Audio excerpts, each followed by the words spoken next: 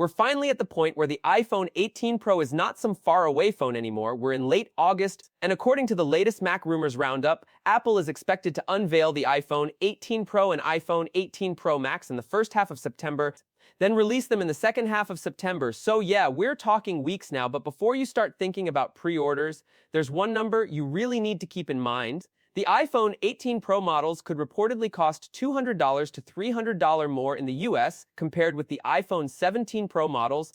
That is a serious jump, so in this video, I'm going through all 12 reported changes, not just the names. I'll tell you what each one actually changes, the numbers behind it, and which upgrades could genuinely matter when you use the phone. And stay with me, because later we need to talk about the Pro Max battery, that one could be a much bigger change than it first sounds. And then there's satellite, not just emergency SOS anymore. That part gets very interesting. So let's start with the thing you'll notice first. Smaller dynamic island. Yes, dynamic island is reportedly getting smaller, but Apple is not simply shrinking the black pill for no reason. The more important change is behind it. According to the report, Face ID Flood Illuminator will move under the screen on the iPhone 18 Pro models. That is what allows Apple to reduce the size of Dynamic Island now. Notice what Apple is not doing. Dynamic Island is not necessarily disappearing completely, and honestly, that probably makes sense. Apple can still keep the front camera and other required hardware while hiding part of the Face ID system underneath the OLED panel. So visually, you get more usable screen area, but Apple still keeps Dynamic Island for things like music, timers, calls, navigation, and live activities. The real test here is not size, it's Face ID. If Apple puts the Flood Illuminator underneath the display, Face ID still needs to feel just as fast and reliable, because tell me, would you accept a smaller dynamic island if Face ID suddenly became slower? Probably not, so this is one feature I definitely want to test in real life. Now the screen itself is also changing, and this upgrade may actually matter more for battery life. LTPO plus displays. The iPhone 18 Pro is still expected to use a 6.3-inch display. The iPhone 18 Pro Max stays at around 6.9 inches, so no big size change here. The overall design is also expected to stay similar to the iPhone 17 Pro lineup, including the rear camera plateau. But the actual display technology is reportedly moving to LTPO+, and this is one of those upgrades where the name sounds boring, but the result could be useful every single day. LTPO technology already allows Pro iPhones to change refresh rate dynamically. You don't need 120 Hz while looking at a static photo, so the display can slow down and save power. LTPO Plus is expected to improve efficiency further. Now keep this in mind, because later we also have a 2nm chip, a newer modem, and on the Pro Max, nearly 10% more battery capacity, so battery efficiency is not relying on one upgrade this year. There are several pieces working together, and that could matter a lot. Now the camera, and this is not another more megapixel story. Variable aperture. The main camera remains a 48 megapixel fusion camera, but at least one iPhone 18 Pro model is rumored to receive a variable aperture. This is a physical camera change, not just software. The aperture controls how much light passes through the lens and reaches the sensor. So instead of having one fixed opening all the time, the camera could change it more light when needed, less light when needed. But there's another advantage: depth of field. Let's say you're taking a close photo of a watch, food, a product, or even a document right now. One part of that subject can be very sharp, while another part goes soft quickly. A variable aperture gives Apple more control over that. Now, don't expect this to suddenly behave like a full-frame professional camera. Mac Rumors makes that point too. An iPhone still has a much smaller image sensor because, well, it has to fit inside a phone, so the actual size of the improvement is still an open question, and that's exactly what I want to see. Will you notice the difference immediately? Or will Apple show two photos at 400% zoom and tell us one is slightly better? Those are two very different upgrades. Now here comes one of the biggest internal changes: a 20 Pro chip. The iPhone 18 Pro is expected to use the A20 Pro chip, and the big number here is 2nm. The current a 19 Pro is based on a 3nm process. A 20 Pro is expected to use TSMC first generation 2nm process. Now, 3nm to 2nm does not mean 33% more performance. That's not how it works. What the newer manufacturing process can give Apple is better transistor density and better power efficiency, so Apple can potentially get more performance without increasing power at the same rate or similar performance while using less energy. And honestly, that second option is what I want, because modern Pro iPhones are already very fast. Do I need an app opening 0.1 second quicker? No. Do I want the phone to stay cooler during gaming and 4K recording? Absolutely. There's also a new packaging design expected with the A20 Pro. That could improve how the chip and memory are integrated. Again, the goal is not just benchmark numbers. Efficiency matters more. And that takes us directly to another Apple-designed chip, C2 modem. Apple introduced the C1 modem in the iPhone 16e, then came C1X in the iPhone Air. Apple says C1X is up to twice as fast as C1, and Apple also calls it the most power-efficient modem it has used in an iPhone. Now, the iPhone 18 Pro is expected to move to C2, so this would be Apple's third-generation modem in that progression. C1, C1X, then C2. What matters here? Three things: speed, power, use, signal reliability, because the modem can have a huge effect on battery when your signal is weak. You know, when you're traveling and somehow your battery disappears even though you barely used your phone. Poor signal can be part of the reason. The modem works harder, uses more power, creates more heat, so if C2 improves efficiency again, that could matter every day. But C2 is also connected with one of the most surprising features on this entire list: 5G via satellite. This could be huge. The iPhone 18 Pro models will reportedly support 5G via satellite, and this is very different from only having satellite connectivity for emergency use. The report points towards satellite connectivity being used for web browsing without Wi-Fi or normal cellular connectivity. Think about what that means. You're somewhere remote, no Wi-Fi, no cell tower. Normally, your phone becomes almost useless online, but with 5G satellite connectivity, the iPhone could potentially maintain some kind of internet connection. That could matter for travel, remote roads, mountains, camping, network outages, or places where traditional towers simply don't reach. But there are still some big questions. What speed do you actually get? How much data? Which countries support it? Is it included with the phone? Or is there a monthly fee? Those details could completely change how useful this feature is, because unlimited satellite data included with your phone. That sounds amazing, a very slow connection with an expensive subscription. Different story. So this is one of the features I definitely watched during Apple's announcement. Now, another new chip, N2 chip. The current N1 chip already enables Wi-Fi 7, Bluetooth 6, and Thread, and Apple says N1 also improves things like personal hotspot and AirDrop reliability and performance.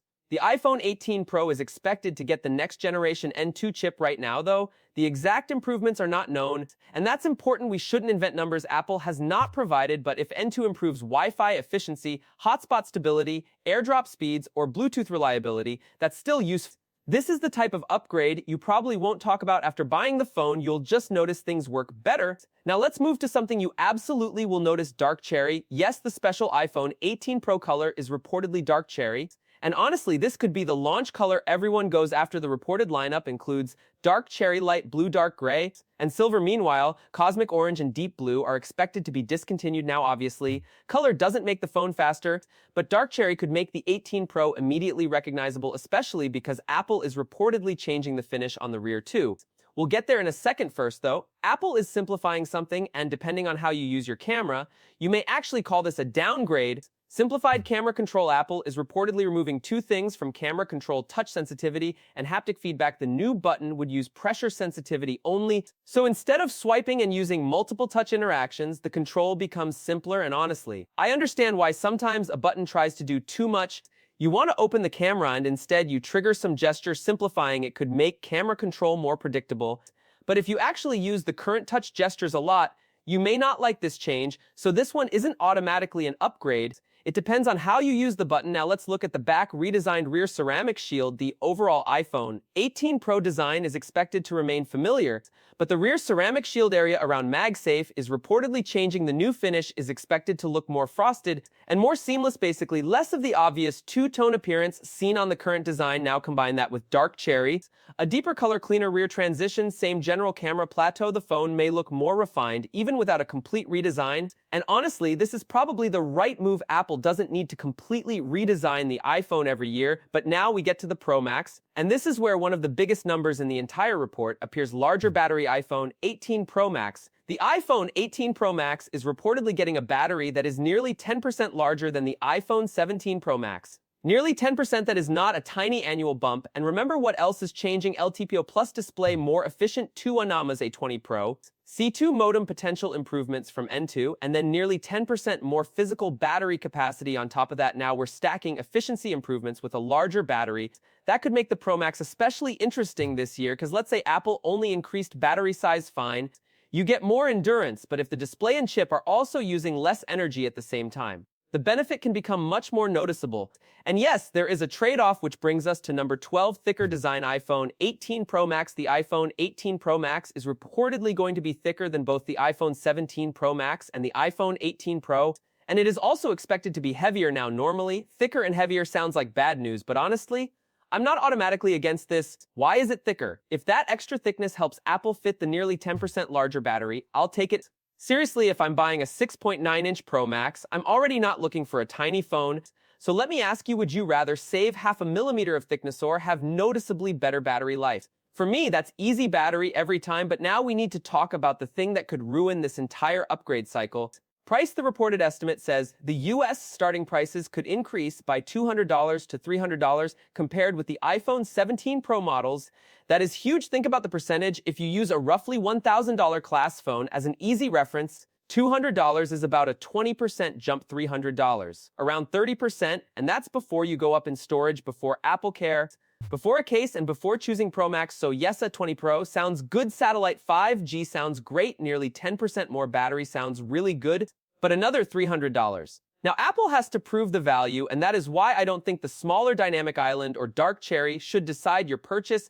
The upgrades I'd watch are much more specific. 5G via satellite, how useful is it really? Variable aperture, can you actually see the difference? A 20 Pro chip does 2 nanometers, meaningfully improve battery and heat. C2 modem is signal and efficiency genuinely better, and larger battery. iPhone 18 Pro Max, does that nearly 10% capacity increase translate into a major real-world endurance gain? Those are the features that could justify paying more.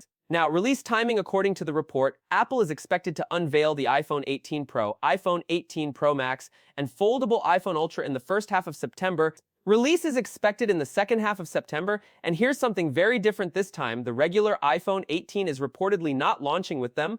The iPhone 18, iPhone 18e, and second-generation iPhone Air are expected around March 2027, so Apple could effectively split the iPhone lineup. Premium phones in September, mainstream models around 6 months later. That is a pretty major change in Apple's normal launch strategy. And if you're waiting for the normal iPhone 18 because you don't want Pro pricing, you may be waiting until 2027. Now, the final question, should you upgrade? If you're coming from an older iPhone 3 or 4 generations back, there's a lot here. You're getting years of changes together. If you travel a lot or go into remote areas, 5G via satellite could be a big reason. If camera control matters to you, variable aperture is worth watching. If battery is your biggest problem, the Pro Max could be especially interesting because of that nearly 10% larger battery. But if you already have an iPhone 17 Pro, I would not pre-order just because the Dynamic Island is smaller. Not with a possible $200 to $300 price increase. I'd wait for real tests: satellite speed, battery endurance, C2 efficiency, variable aperture camera samples, and real A20 Pro thermals, because those numbers will tell you whether this is actually a big upgrade or just a very expensive one. And honestly, that is what makes the iPhone 18 Pro launch interesting. The design may look familiar, but underneath it, Apple is changing the display technology, camera system, chip process, modem, wireless silicon, battery, satellite connectivity, and even the launch schedule. The question is not whether the iPhone 18 Pro is better. It will be the question is whether all of that is worth another $200 to $300. And that answer is going to decide this entire launch.